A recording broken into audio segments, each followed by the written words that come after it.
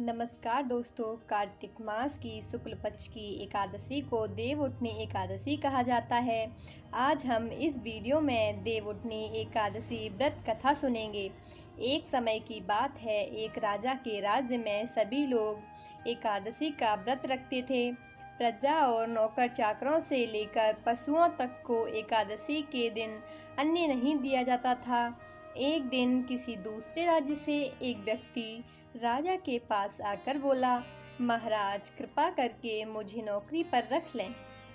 तब राजा ने उसके सामने एक शर्त रखी कि ठीक है, रख लूँगा, लेकिन रोज़ तो तुम्हें खाने को सब कुछ मिलेगा, लेकिन एकादशी को अन्न का एक भी दाना नहीं मिलेगा। उस व्यक्ति ने उस समय हाँ कर ली, पर एकादशी के दिन जब उसे फलाहार का सामान दिया गया तो वह राजा के पास जाकर बोला, महाराज इससे मेरा पेट नहीं भरेगा, मैं भूखा ही मर जाऊंगा, मुझे अन्न दे दो। राजा ने उसे शर्त की बात याद दिलाई, पर वह अन्न छोड़ने को राजी नहीं हुआ।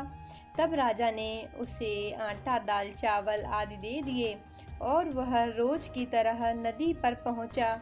वहां स्नान करके भोजन पकाने लगा। जब भोजन बन गया तो उसने भगवान को बुलाया। आओ भगवान, भोजन तैयार है। उसके बुलाने पर पीताम्बर धारण किए हुए भगवान चतुर्भुज रूप में उसके सामने आ गए और प्रेम से उसके साथ भोजन करने लगे। भोजन करने के बाद भगवान अंतर्ध्यान हो गए और वह अपने काम पर चला गया। 15 दिन बाद अगली एकादशी को वह राजा से कहने लगा, महाराज मुझे दुगना सामान दीजिए। उस दिन तो मैं भूखा ही रह गया। जब राजा ने इसका कारण पूछा तो उसने बताया कि मेरे साथ भगवान भी खाते हैं, इसलिए हम दोनों के लिए ये सामान पूरा नहीं पड़ता। यह सुनकर राजा को बहुत आश्चर्य हुआ। वह बोला, मैं नहीं मान सकता कि भगवान तुम्हारे साथ खाते हैं। मैं तो इतना व्रत रखता हूँ, पूजा करता हूँ, पर भगवान ने मुझे कभी दर्शन नहीं दिए। राजा की बात सुनकर वह बोला, महाराज यदि विश्वास ना हो तो मेरे साथ चलकर देख लो। राजा एक पेड़ के पीछे छुपकर बैठ गया। उस व्यक्ति ने भोजन बनाया और भगवान को शाम तक पुकारता रहा, परंतु भगवान नहीं आए। अंत में उसने कहा, हे भगवान, यदि आप नहीं आए तो मैं नदी में कूदकर अपने प्राण त्याग दूंगा। लेकिन फिर भी भगवान नहीं आए।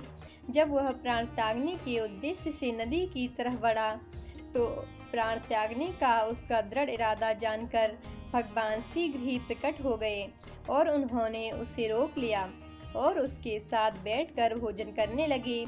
खा पीकर और उसे अपने विमान में बिठाकर अपने साथ अपने धाम ले गए।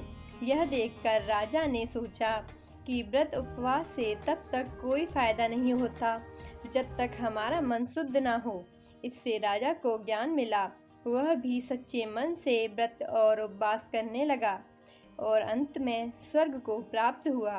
तो दोस्तों, कैसी लगी आपको आज की ये वीडियो? ऐसी और वीडियोस के लिए हमारे चैनल को सब्सक्राइब करें। धन्यवाद।